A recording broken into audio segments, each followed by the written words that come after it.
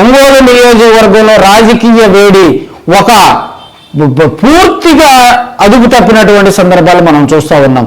Telugu Desam YCP వాళ్ళు అక్కడ ఉన్నటువంటి అభ్యర్థులు ఒకరి మీద ఒకరు పిచ్చాపాటి విమర్శలు చేసుకుంటాం, నువ్వెంత అని చెప్పి లెక్కలేనితనంగా కూడా వారు ఒకరి మీద ఒకరు విమర్శలు చేసుకున్న సందర్భాలు మనం చూస్తాం. అసలు ఒంగోలు నియోజకవర్గంలో రాజకీయ వేడి వాతావరణం ఈ విధంగా రావడానికి గల కారణాలు మనం గత ఎన్నికల్లో కూడా చూసాం.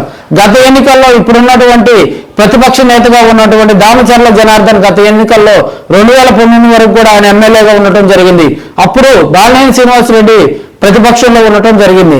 అయితే అక్కడ కంపాలంలో జరిగినటువంటి గొడవను కనుక మనం పూర్వపరాలను పరిశీలించినట్లయితే కంపాలానికి వెళ్లే దారిలో అక్కడ తెలుగుదేశం పార్టీ కార్యకర్తలు కొంతమంది అడ్డుకున్నారని, అక్కడ దాదాపుగా చిలికి గాలివానై కూడా అది ఆ గొడవంతా కూడా అప్పుడు ప్రతిపక్ష నేతగా ఉన్నటువంటి బాలినేని శ్రీనివాసరెడ్డి గారికి అది కొంత ప్లస్ అయినటువంటి సందర్భాలు కూడా మనం చూసాం.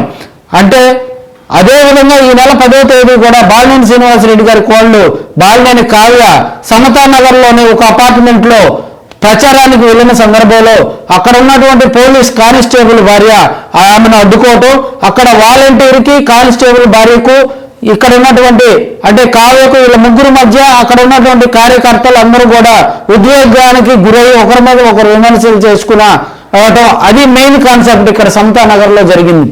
దీన్ని అక్కడ జరిగినటువంటి సంఘటనకు సంబంధించి అక్కడికి మేడుకొండ మోహన్ అనే వ్యక్తి వెళ్ళటం, అక్కడ వైసీపీ తెలుగుదేశం పార్టీ నాయకులకు కొంత అలజడి ఘర్షణ వాతావరణం చోటు చేసుకొని అక్కడ దాడి జరగటం, దాన్ని పరామర్శించేందుకు తదనంతరం కూడా దామచర్ల జనార్దన్ గారు ఇటుపక్క బాలినేని శ్రీనివాసరెడ్డి గారు ఇద్దరు అక్కడికి వెళ్ళటంతో వారిరువురి మధ్య కూడా అంటే ఒకరి తర్వాత ఒకరు వెళ్ళిన సందర్భాల్లో ఇద్దరు ఎదురుపడినప్పటికి కూడా అక్కడ జరిగినటువంటి సంఘటన వాస్తవ పరిస్థితులను ప్రజలకు అక్కడి నుంచి వాళ్ళు రిమ్స్కి వెళ్ళటం, రిమ్స్లో కొంత అలజడి జరగటం ఇదంతా ఒక ఎత్తు అయితే ఇక్కడ కొన్ని పత్రికలు దాదాపుగా ఎల్లో మీడియా బ్లూ మీడియాగా ఉన్నటువంటి కొన్ని పత్రికలు వాళ్ళకి తెలుగుదేశం పార్టీకి అనుకూలంగా ఉన్న పత్రికలు తెలుగుదేశం పార్టీకి అనుకూలంగా వార్తలు రాస్తున్న సందర్భాలు మనం చూసాం. వైసీపీకి అనుకూలంగా ఉన్నటువంటి పత్రికలు వైసీపీకి అనుకూలంగా దాని మీద చేస్తూ ఉన్నాం.